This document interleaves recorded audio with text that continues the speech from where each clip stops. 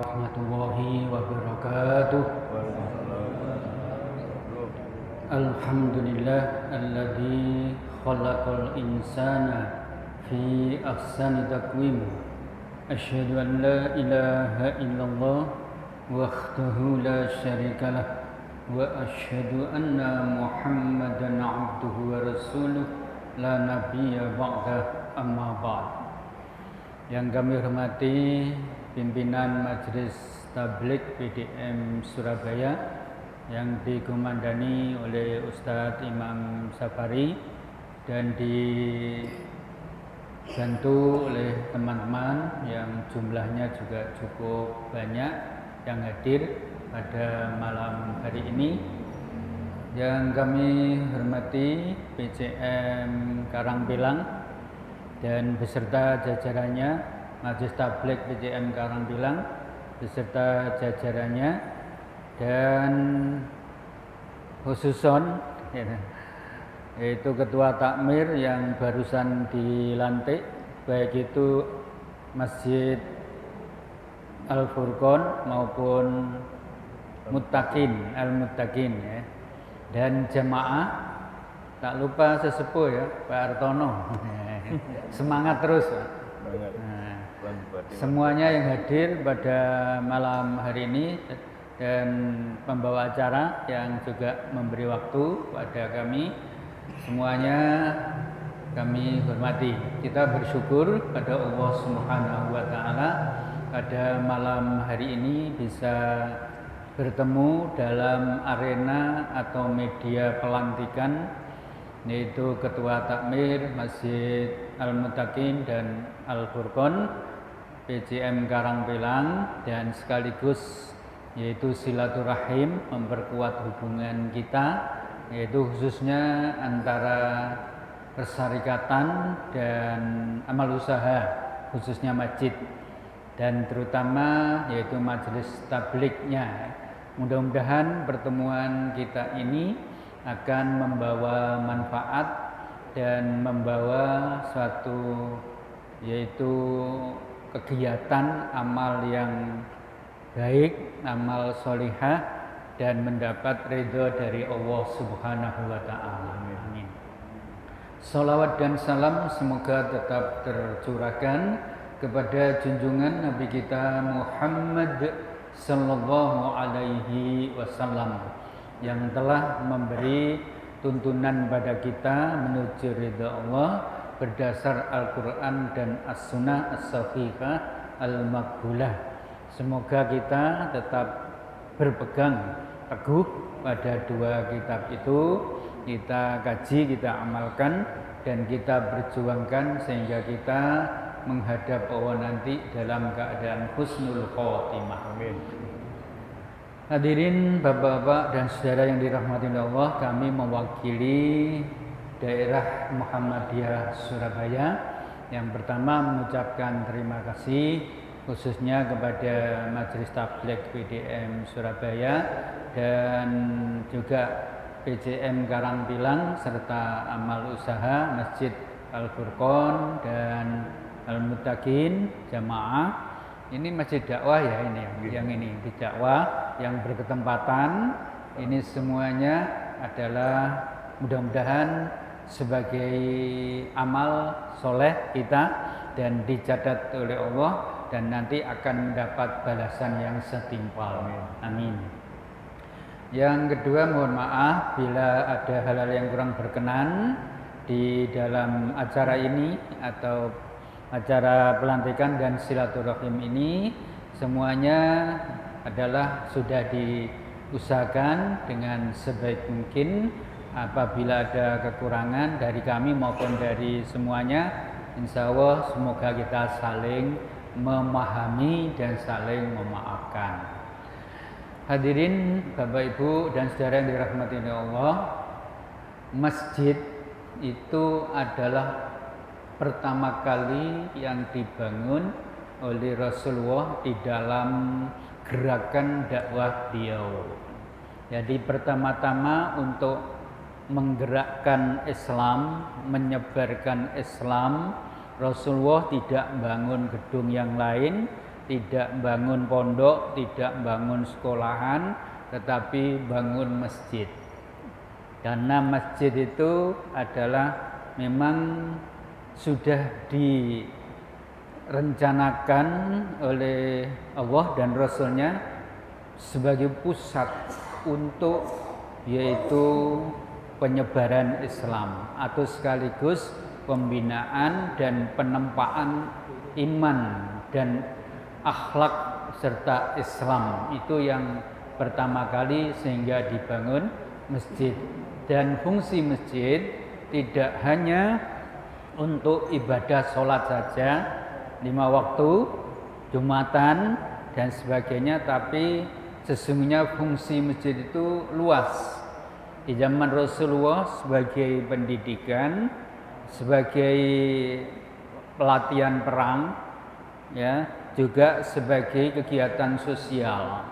Jadi tidak hanya sholat saja, semua itu adalah dibangun agar kehidupan umat Islam itu betul-betul tertata rapi dan betul-betul memiliki iman yang kuat, keislaman yang tinggi dan berkualitas, akhlak yang mulia. Itu sehingga masjid itulah menjadi pusat kegiatan dan peradaban umat Islam di saat itu. Maka kalau sekarang ada yang mengatakan masjid itu hanya untuk ibadah mahdho, itu adalah tidak benar. Jadi masjid itu untuk ibadah seluruhnya. Masjid itu adalah pusat kegiatan untuk peradaban Islam. Karena itu jadi di surat At-Taubah ayat 18 telah dibacakan oleh Ustadz Anam tadi ya, yang berbunyi a'udzubillahi minasyaitonirrajim, innama ya'muru masajidallahi man amana billahi wal yaumil akhir wa aqamas shalah wa ataz zakah wa lam yakhsha illallah fa asa ulaika ayyakunu minal muhtadin. Jadi sesungguhnya yang memakmurkan masjid itu hanyalah ya, innama ya'muru masajidallah, sesungguhnya yang memakmurkan masjid itu hanyalah man, yaitu orang amanah yang beriman billah kepada Allah, wal yaumil akhir, dan hari kiamat, artinya ada kehidupan yang akan datang. Lalu menegakkan sholat, menunaikan zakat. Ya. Mudah-mudahan mereka dan tidak takut kecuali kepada Allah. Mudah-mudahan itulah mereka yang mendapat petunjuk dari Allah. Jadi siapa lagi kalau bukan orang iman? Jadi takmir itu adalah pasukan Allah untuk memakmurkan masjid. Takmir itu adalah suatu jabatan kalau di hadapan Allah itu luar biasa. Luar biasa, meskipun di hadapan dunia manusia itu banyak yang tidak mau ya. Seperti calonnya tadi Al-Furqan tunggal ya. Ya, berarti banyak yang tidak mau menjadi pegawai Allah. Padahal pegawai itu Allah itu adalah Hizbullah, tentara Allah, dan itu mulia ya di sisi Allah. Memang kelihatannya di dunia tidak mulia ya, karena manusia pandangannya dunia, bukan pandangan yang akan datang. Sehingga banyak orang yang tidak mau untuk mengurus masjid. Apakah karena ketakutan ataukah karena menjadi takmir masjid itu tidak ada bayaran dunia? Nah, itu tidak tahu kita ya. Tapi ini luar biasa ya, Al-Furqan dan Al-Muttaqin ya, Pak Zainal dan Pak Khalilur Rahman. Ini berarti sudah siap sedia ya, berjuang lewat masjid. Berarti panjenengan berdua adalah sudah mewakafkan menjadi tentara Allah lewat masjid. Hadirin jamaah rahimakumullah. Karena itulah di surat An-Nisa, kalau tidak salah ya, ayat 95, Allah Subhanahu wa taala menjelaskan di situ, tidak sama orang yang duduk-duduk tanpa sebab dengan orang yang berjuang di jalan Allah. Tidak sama. Jadi beda. Orang yang berjuang di jalan Allah, di situ Allah menegaskan, yaitu akan diangkat derajatnya di sisi Allah. Jadi di sisi Allah akan diangkat derajatnya, tidak akan sama. Jadi beda, jenengan sebagai takmir dengan tidak itu beda.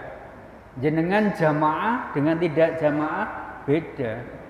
Jenengan ngurusi organisasi dengan yang tidak beda, nggak sama ya.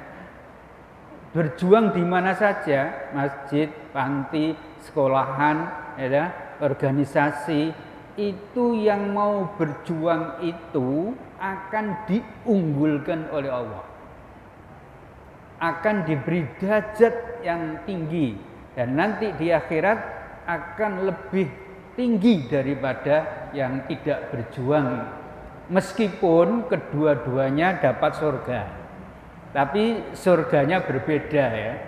Jadi ibarat dunia gitu, ada fasilitas VIP dan ada yang tidak VIP, ada elit dan tidak elit.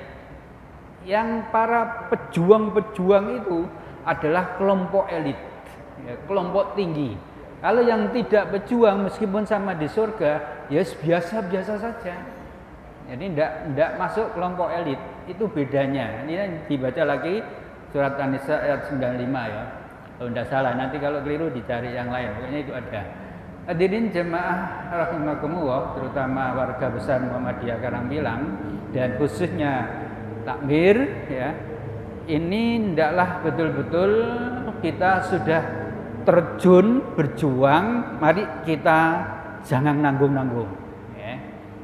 Luruskan perjuanganmu, istiqomahkan perjuanganmu ya. Jangan henti karena sesuatu hal yang sifatnya duniawi, maka insya Allah akan dimudahkan jalan kita, yaitu oleh Allah. Jangan sampai apa yang disinyalir oleh Rasulullah, di mana beliau bersabda, yakunul ghuraba fid dunya arba'ah. Di dunia ini menurut Rasulullah ada 4 yang dianggap asing, aneh gitu ya. Jadi apa itu? Pertama, Qur'anun fi jawfi dzalimin. Quran ada di tangan orang zalim. Aneh. Quran ini mestinya di tangan orang yang benar seperti jenengan semua ini. Tapi di situ di masa itu kata Rasulullah, fi jawfi dzalimin, di tangan orang zalim. Apa maksudnya? Ternyata banyak umat Islam mengakui punya kitab Al-Quran, tapi tidak diamalkan. Justru yang ngamalkan orang lain. Walaupun tanda tanya ya, yang diamalkan itu misalnya kedisiplinan, ya, kebersihan, kecanggihan di dalam meneliti keilmuan dan mengurus suatu usaha, itu kan semua nilai Al-Quran. Walaupun mereka tidak sholat, mereka kafir mungkin, ya, sehingga justru yang ngamalkan Quran itu banyakkan orang lain, tapi umat Islam sendiri tidak mengamalkan secara totalitas. Sehingga itulah mungkin maksudnya Quran di tangan orang zalim. Yang kedua, wa masjidun fi nadi qaumin la yusalluna fih. Ini yang terkait langsung dengan takmir ya. ada masjid di sebuah kampung tetapi tidak ada yang sholat di dalamnya. Loh, apa tidak ada orang muslim? Tentu ada, wong ada masjid. Siapa yang bangun masjid? Ya orang muslim. Nah, apa maksudnya kok tidak ada sholat di dalamnya? Berarti tidak diramaikan dengan jamaah. Ya, sholatnya masing-masing di rumah. Itu aneh. Wong bangun masjid perlu nih sholat jamaah, kok ora jamaah. Berarti ghuraba, masuk asing kata Rasulullah. Yang tidak asing ono masjid dipakai sholat jamaah dan masjidnya ramai sholat berjamaah. Itu yang benar ya. Jadi itu yang kedua. Yang ketiga, wa mushafun fi baitin la yaqra'u fi. Ada mushaf Al-Qur'an di rumahnya tapi enggak dibaca. Aneh. Wong dhewe duwe kitab Quran nang omah nang bupet ya, disimpen rapi, harganya mahal gitu ya. Paling tidak ratusan ya, ribu, ada yang lebih ya, atau jutaan, yang kertasnya kuning keemasan gitu ya. Tapi tetap posisi Quran itu di lemari bertahun-tahun tidak berubah. Warnanya tidak mangkak sama sekali, tidak rusak, berarti hanya pakai pajangan tok. Ki api-apian do omah. Ana luwih sing iku malah digawe jimat. Kanggo nolak balak. Oh iki kan Al-Qur'an wis mak lampir gak kira wani mlebu. Lho, Quran malah digawe ngono, mestinya dibaca. Dan yang keempat, warajulun sholihun ma'a qaumin su.